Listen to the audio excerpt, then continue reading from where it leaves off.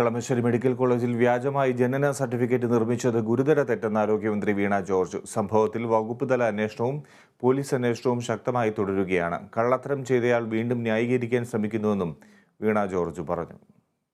ഇവിടെ ഒരു വ്യാജ മെഡിക്കൽ സർട്ടിഫിക്കറ്റ് ഉണ്ടാക്കാനുള്ള ശ്രമം നടന്നു. അതിന്റെ ഭാഗമായി ഹോസ്പിറ്റൽ രേഖകൾ ഉൾപ്പെടെ ഉപയോഗിക്കപ്പെട്ടിട്ടുണ്ട് എന്നുള്ളതാണ് മനസ്സിലാക്കുന്നത്. തുടർച്ചയായി അല്ലെങ്കിൽ ഇതിന് അപ്പുറത്ത് നിൽക്കുന്ന ഒരു വലിയ ഭാഗമുണ്ട്. ആർക്ക് വേണ്ടിയിട്ടാണ് ഇങ്ങനെ ഒരു വ്യാജ ജനന സർട്ടിഫിക്കറ്റ് ഉണ്ടാക്കാൻ ശ്രമം നടന്നത്? ഇത് തുടർച്ചയായ മറ്റ് സംഭവങ്ങൾ, ഇതിന് പ്രീസിഡൻസ് ഉണ്ടോ? ഇതിന് പിന്നിൽ ഇങ്ങനെ കുറേ ഒരു സംഘമുണ്ടോ? ഇങ്ങനെ ഒരു ജനിക്കാത്ത ഒരു കുഞ്ഞിൻ്റെ പേരിൽ, അവിടെ ജനിക്കാത്ത ഒരു കുഞ്ഞിൻ്റെ പേരിൽ ഇങ്ങനെ ഒരു വ്യാജ ജനന സർട്ടിഫിക്കറ്റ് ഉണ്ടാക്കുന്നത് ആർക്ക് വേണ്ടിയിട്ടാണ്?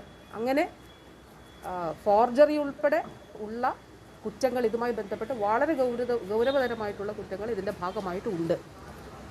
വകുപ്പ് തലത്തിൽ സ്വീകരിക്കേണ്ടതായിട്ടുള്ള തുടർ നടപടികൾ സ്വീകരിക്കും. പോലീസ് ഇക്കാര്യം വളരെ കൃത്യമായിട്ട് അന്വേഷിക്കണം എന്നുള്ളത് തന്നെയാണ്. അതനുസരിച്ചിട്ടാണ് മെഡിക്കൽ കോളേജിനോട് പരാതി നൽകാൻ പറഞ്ഞത്. വളരെ ഗുരുതരമായിട്ടുള്ളൊരു കാര്യമാണല്ലോ.